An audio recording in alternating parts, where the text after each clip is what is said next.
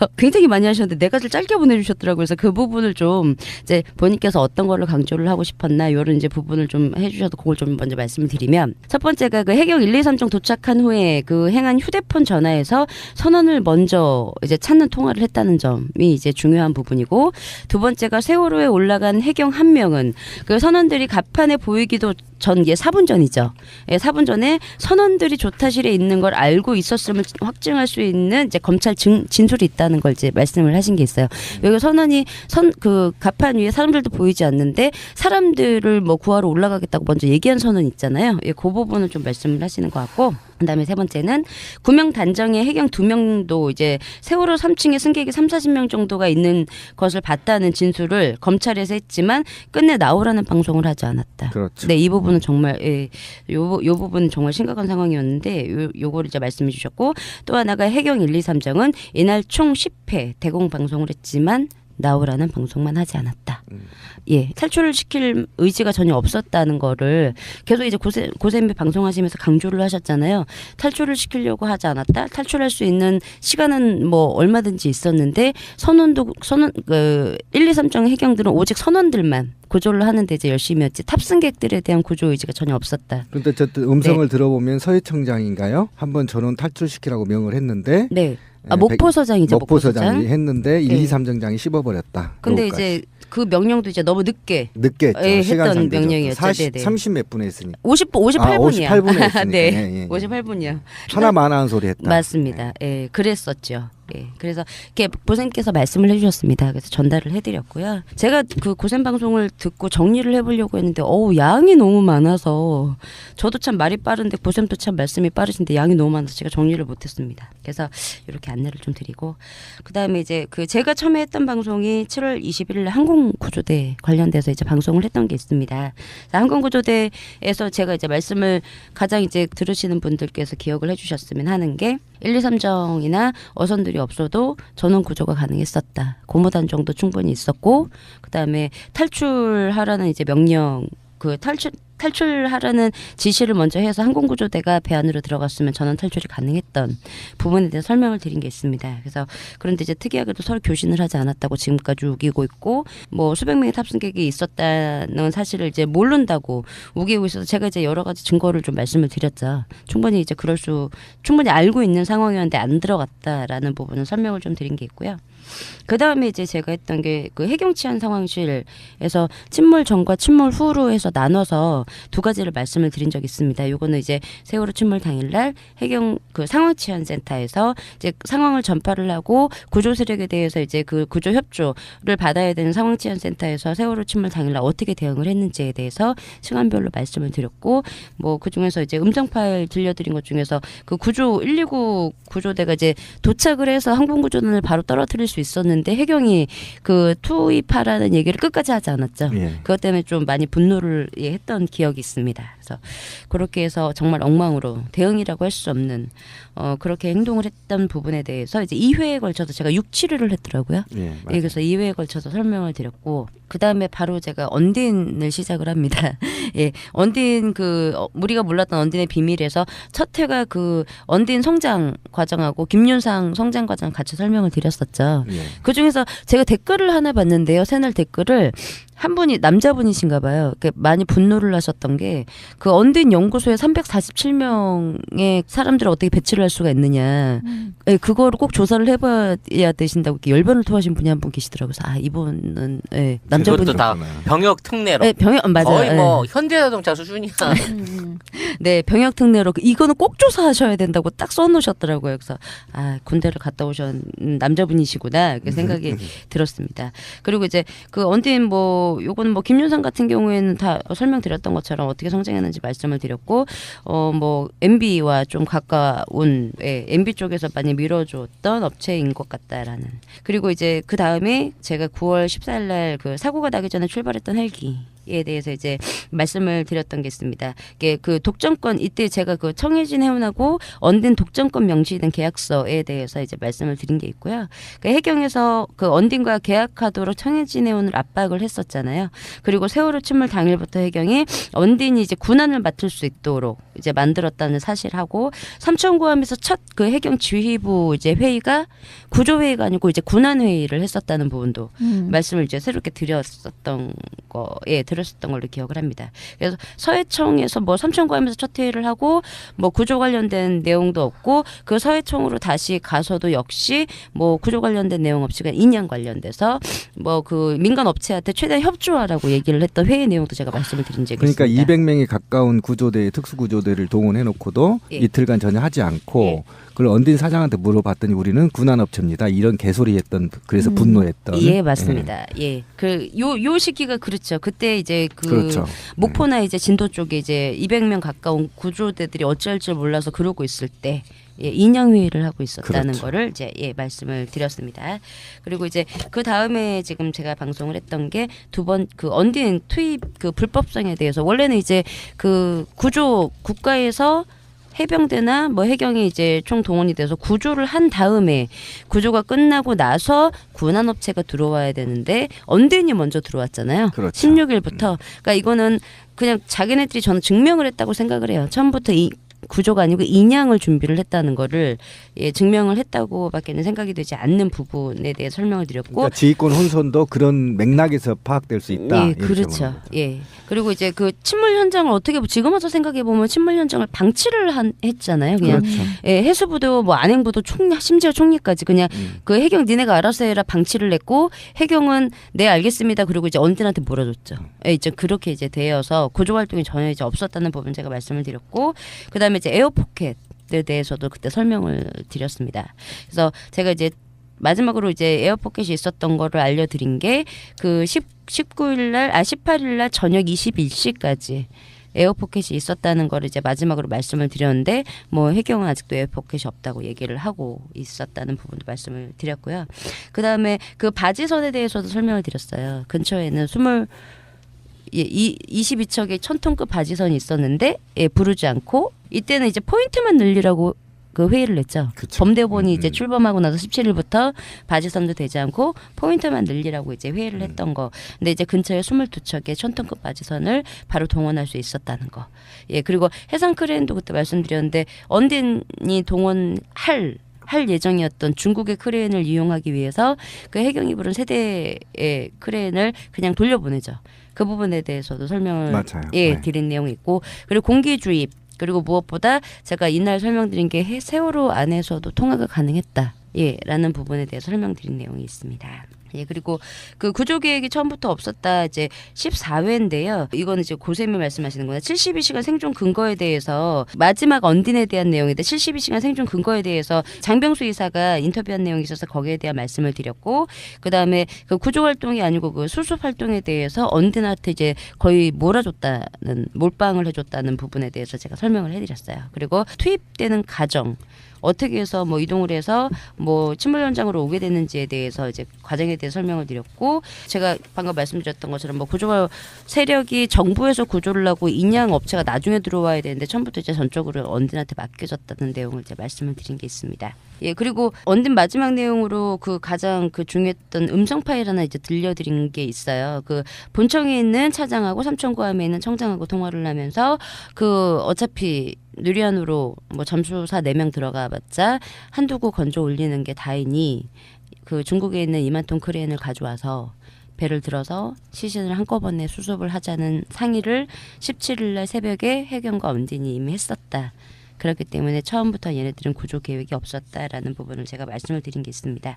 그래서 그 부분에 대해 설명을 드렸고 그 다음에 이제 제가 말씀드린 게 목포서장 김문홍에 대해서 말씀을 드렸죠. 세월호의 침몰 당일날 삼천구함에서 열심히 3시간 동안 이동하면서 상황이 심각해지는데도 아무런 대답도 없이 참 침묵을 지켰던 예, 그런데도 자기는 할 거를 다 했다면서 신이 아니라면서 큰 소리를 땅땅 쳤던 예, 그 유가족분들 앞에서 그랬던 이제 그 김문홍에 대해서 설명을 드렸고요. 이 김문홍 같은 경우에는 방금 이제 초반에 신부님도 말씀을 하셨겠지만 퇴선 명령을 했다고는 하지만 그리고 이제 뭐 녹취록에도 확인이 되긴 하지만 문제는 세월호에서 더 이상 사람들이 탈출할 수 없을 때 했던 퇴선 명령이라는 거.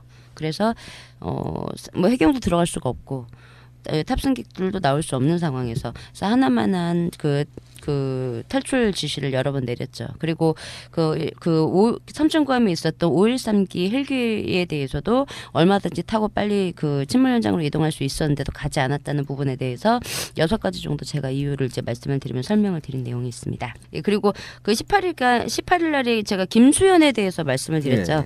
김수현이 유일하게 내렸던 그 지시 9시 48분 본청 1번님과 명인집 타워 1번님 지시사항이라고 하면서 탑승객들이 동요하지 않도록 안정시키기 바람이라는 지시를 처음이자 마지막으로 내리죠. 사람들이 탈출하지 않도록 동요하라는 지시였죠. 그렇죠. 침몰하고 있는 배에서 이거는 그때도 한참 이제 그 말씀을 하시면서 이건 죽으라고 그렇죠. 말하는 거랑 같다. 되나? 맞습니다. 그게 이제 48분에 서해청 광역구조본부 지역구조본부장 광역구조본부장이 처음으로 내리고 마지막으로 내린 지시였습니다. 이게. 그러니까 탈출시키지 말라는 거잖아요.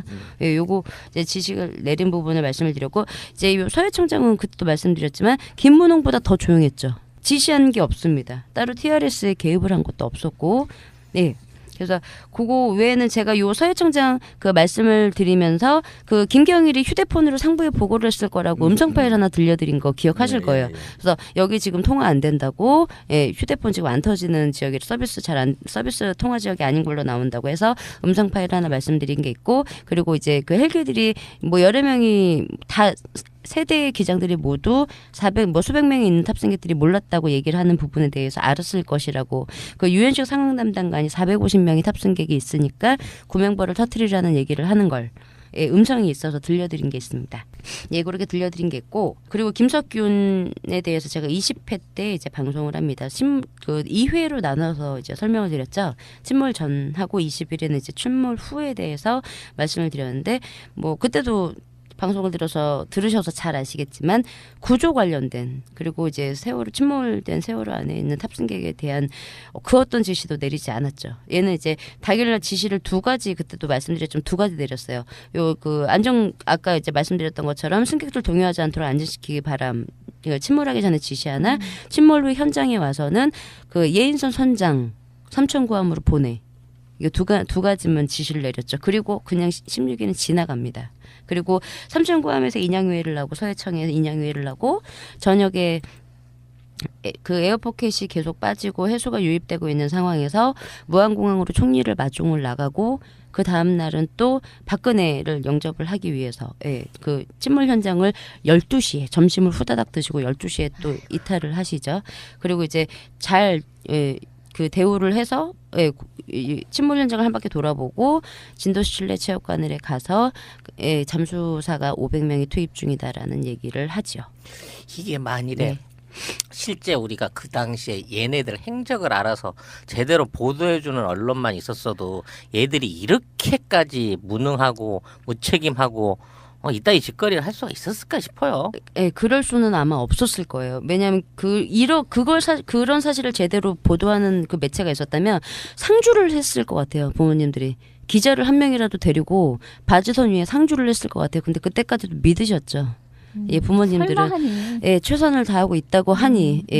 아니 그리고 제가 현장에 있었는데 기자들이 세월호 근방에 가지 못하게 철저하게 통제했습니다. 그 YTN 뉴스 중에서 지금 라디오라서 영상을 보여드리기가 좀 그런데 17일인가 18일인가 YTN 뉴스 기자가 보트를 타고 침몰 현장 근처에서 그 뉴스를 하는 게 있었어요. 속보라고 했는데 너무 웃긴 게 뒤편에 이제 세월호가 있어요. 그 선수만 떠 있을 때죠. 세월호가 있는 뒤편에 세월호가 있는데 오른편으로 손짓을 하면서 지금 잠수사들이 열심히 들어가고 있다고 하는 영상이 있어요. 사기 영상. 네, 지금 계속 들락날락 한다고 자기가 보기에 잠수사들이. 근데 세월호가 뒤편에 있었거든요.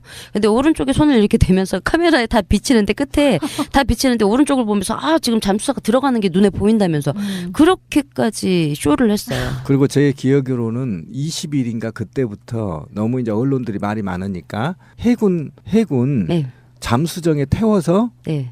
해군 함정에 태워서 그것도 메인스트림 언론들만 저희는 못 갔거든요. 예, 그리고 뭐 고발 뉴스나 이런 거 전혀 못 들어가게 하고 네. KBS, MBC 이런 것만 태우고 갔다 쓱 돌아와서 찍고 네. 하고 이게 정기적으로 했던 기억이 나요. 예. 이게 영상 제공을 한 거죠. 그렇죠, 거짓말할 그렇죠. 수 있게 예. 가져가서 제대로 만들어봐 그렇죠. 해서 예, 이제 그렇게 된 겁니다. 시구나 그 생각이 들었습니다.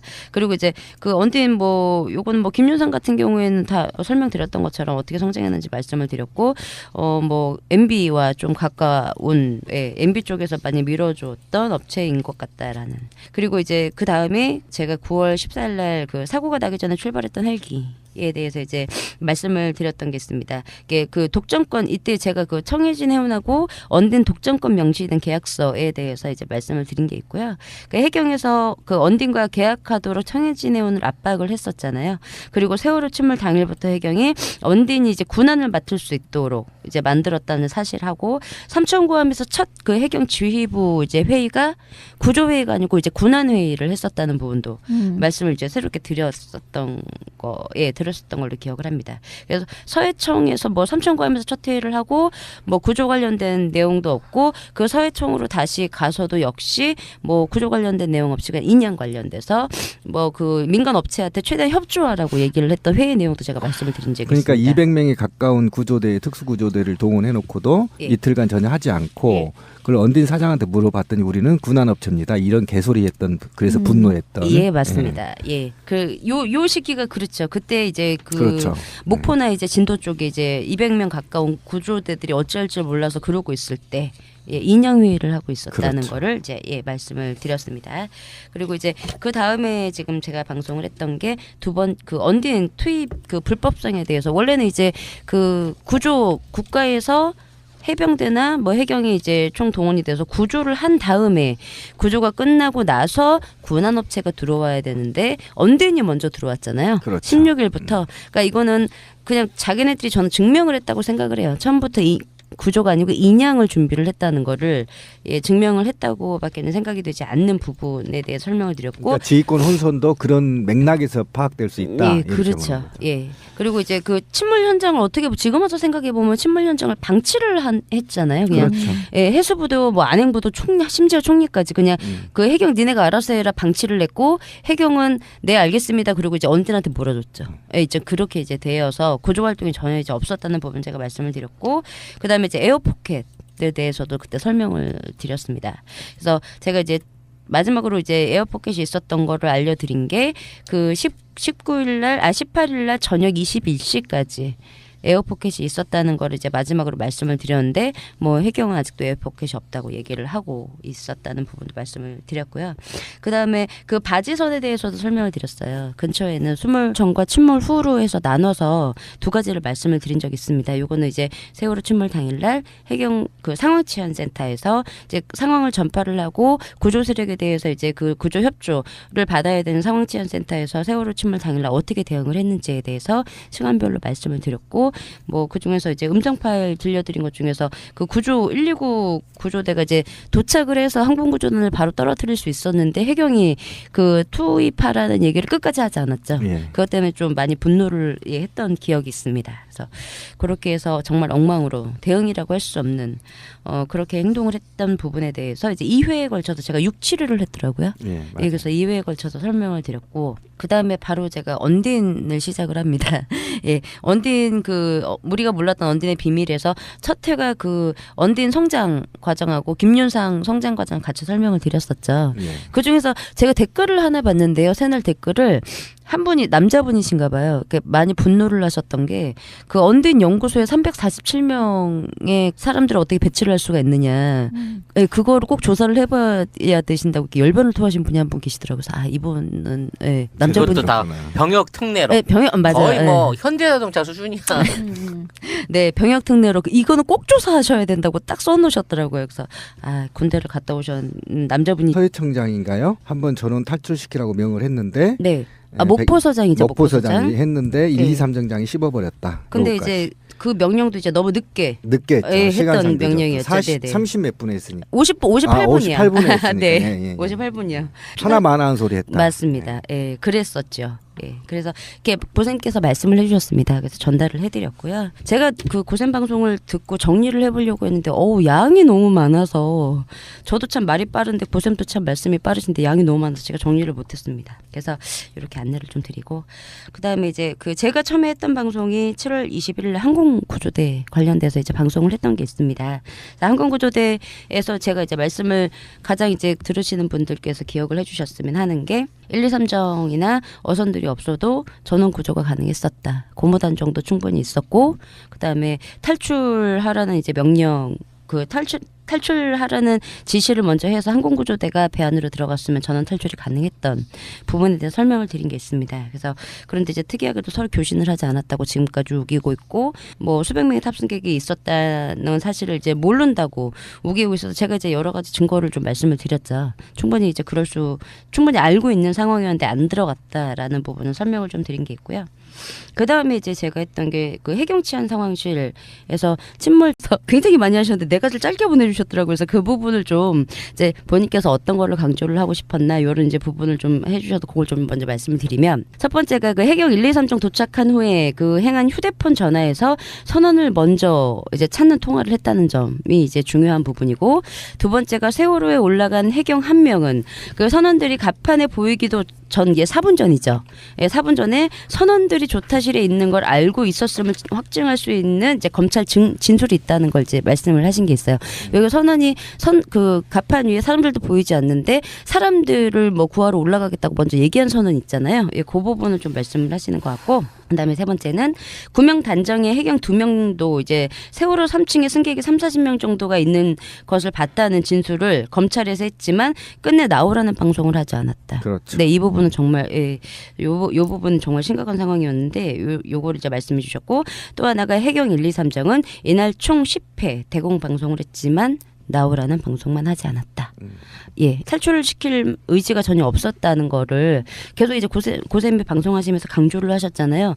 탈출을 시키려고 하지 않았다. 탈출할 수 있는 시간은 뭐 얼마든지 있었는데 선원 1, 2, 3정 해경들은 오직 선원들만 구조를 하는데 이제 열심히 했지 탑승객들에 대한 구조 의지가 전혀 없었다. 그런데 저 음성을 들어보면